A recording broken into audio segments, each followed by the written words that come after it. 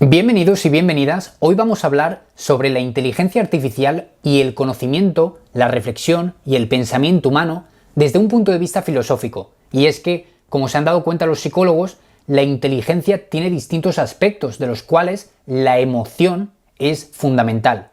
La inteligencia emocional no es solo un tipo de inteligencia, sino que es un aspecto de todo pensamiento auténtico. Platón nos decía que el eros siempre va unido al logos, es decir, que el amor siempre va unido a la palabra y al pensamiento, que de hecho el pensamiento se nutre del amor y que sin amor está vacío. Él decía que cada vez que daba un paso esencial en el pensamiento, escuchaba el batir de alas de ese dios, del eros. Parménides también nos decía que el primer dios fue Eros y que gracias a él se engendraron todos los demás dioses. Recordemos que todos los demás dioses representaban aspectos de la emoción humana, como la ira, la pasión, la inteligencia, la sabiduría, la guerra, etc. Pero el primer sentimiento que engendra todos los demás es el amor. El amor también crea y multiplica la existencia en sus diferentes especies y variantes. Así que el amor es lo que mueve el mundo, tanto desde un punto de vista espiritual, cuando hablamos del pensamiento, como desde un punto de vista material cuando hablamos de la multiplicación de las especies. Otro aspecto fundamental de la filosofía y del pensamiento es la idiotez. Y esto es lo que nos dice Byung-Chul Han. Gilles Deleuze, por ejemplo, nos dice que la idiotez es lo que ha dado lugar al cambio en la historia, al cambio de pensamiento. Así que es un motivo más para no sentirnos tan mal por ser estúpidos a veces. Aunque hay una diferencia entre la estupidez y la idiotez. No nos vamos a centrar en ella hoy. La idiotez, nos dice Gilles Deleuze, que consiste en poner en cuestión, en poner en duda todo el pasado, todo lo aprendido. Porque gracias a esa duda se da lugar a un cambio de paradigma en el pensamiento que puede llevarnos a un acontecimiento totalmente nuevo que crea un antes y un después. El pensamiento que crea duda nos lleva a un nuevo modo de percibir el mundo. Puede abrir una nueva dimensión y da miedo adentrarse en lo desconocido. Pero si no nos adentramos en lo desconocido, nuestro futuro solo va a ser una repetición del pasado en distintos niveles. Por lo tanto, amigos, hay una gran diferencia entre la inteligencia artificial, que solo establece una correlación de datos, y el pensamiento humano que integra el amor, que integra el sentimiento, que integra la pasión, la emoción, y que eleva la conciencia. Y hoy vamos a hablar de ello. Uno de los aspectos fundamentales del aprendizaje humano, antes de llegar a los datos, a los conceptos, a las ideas y a los hechos, es la afección. Es decir, antes de nosotros nombrar las cosas, ponerles un nombre, hemos tenido una experiencia con el mundo. Una experiencia total. ¿Por qué? Porque los datos dividen el mundo. Esto es la lámpara, esto es la mesa, esto es el ordenador, esto es el libro. El libro es excluyente, porque se habla de un objeto que excluye a todos los demás. Pero si no hablamos de ningún nombre, entonces estamos percibiendo la totalidad. Y esto es un aspecto del que carece la inteligencia artificial, porque ella parte de datos, de hechos, de información, que no tiene ninguna conexión con la experiencia. Y esto es un aspecto fundamental para el desarrollo auténtico de la inteligencia. Digamos que la afectividad abre un estado de ánimo en nosotros que nos sitúa en el mundo con una cierta perspectiva que nos hace percibir el exterior de una determinada manera. La inteligencia artificial solo calcula, está encerrada en sí misma, y por el hecho de que está encerrada en sí misma, es efectiva para el cálculo. Todo exterior es una perturbación para el cálculo. Por lo tanto, esto es una gran diferencia. El hecho de que la inteligencia artificial no tiene acceso al mundo exterior. El estado de ánimo lo que hace es dirigirnos hacia un afuera. Nos lleva al encuentro con lo distinto, con lo otro.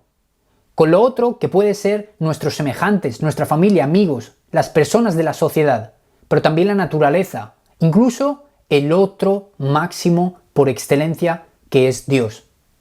Sentimos que el otro nos interpela, que nos llama.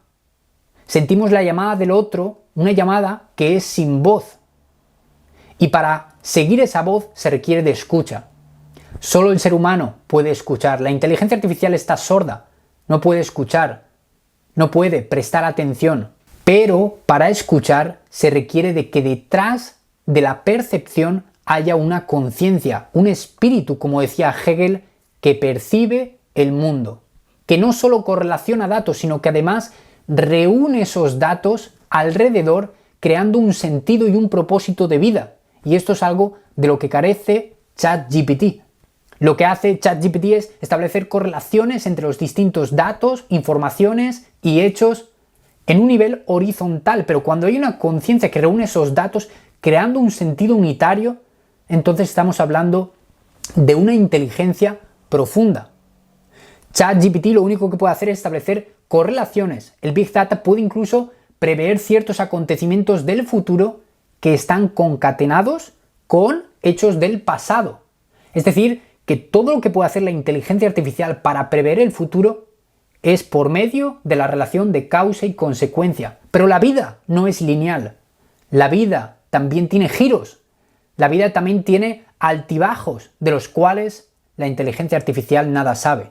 Porque el ser humano también se encuentra con experiencias emocionales, con estados de ánimo que pueden abrir un nuevo mundo, que le pueden hacer poner en cuestión todo lo que ha vivido hasta ahora y toda esa relación de causas y efectos y establecer un nuevo paradigma con unos nuevos principios. Por lo tanto, la inteligencia artificial lo único que hace es trazar una línea mediante la cual el futuro se determina con lo que ha ocurrido en el pasado, pero no es capaz de prever el encuentro con algo maravilloso, con una experiencia fundamental en la vida que transforme nuestra manera de percibir a las personas, a la naturaleza y que incluso nos haga tener una experiencia religiosa o espiritual. Por ejemplo, Descartes, gracias a esa disposición del ánimo, lo que hizo fue poner en duda el mundo, toda la tradición que le había precedido en la filosofía, y lo hizo de una manera muy sencilla, aunque con ello se jugó la vida, porque en esa época predominaba el poder de la Inquisición, que no permitía el libre pensamiento, pero él se atrevió a pensar dentro de los límites de lo permitido socialmente y puso en duda toda su tradición. Gracias a ese estado de ánimo se abrió un nuevo modo de pensar en aquel tiempo. Platón también, aunque Platón decía que la vida es un misterio. Sea como sea, ambos filósofos propusieron que la vida no es lo que esperamos, que el propósito de la vida puede cambiar.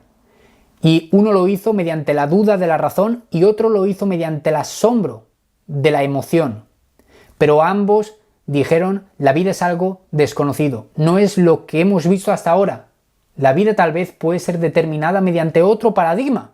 Por lo tanto, ese aspecto fundamental de la inteligencia que es la emoción, el pathos, la pasión, es lo que hace que se nutra el pensamiento, creando una vida con sentido, más allá de reunir datos, porque este mundo necesita menos datos, menos información, menos erudición y más propósito, más sentido.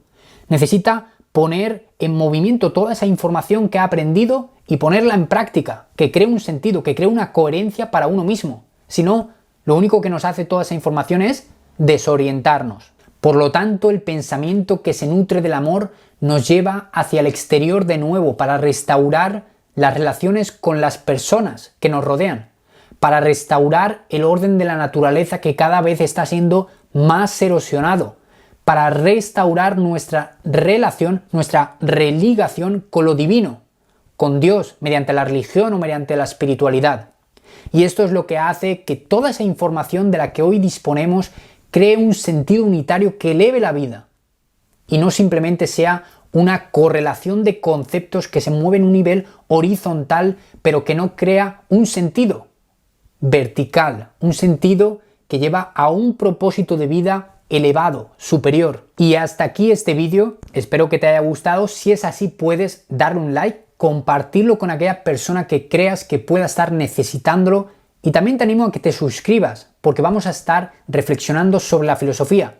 El fin de este canal no es simplemente enseñar filosofía, sino aplicarlo a la vida práctica, porque recordemos que la filosofía, antes de ser una materia de estudio de la universidad o del instituto fue practicada por los sabios que trataron de responder a las preguntas más fundamentales de la vida con el fin de ayudar a las personas. Así que la filosofía tiene una dimensión práctica que me gustaría traer de vuelta a través de estos vídeos. Por eso te animo a suscribirte y que nos sigamos encontrando cada semana para tener más pasión por la vida, más pasión por el pensamiento y más pasión por el otro, ya sea por las personas, la naturaleza, como por lo divino. Nos vemos en el próximo vídeo.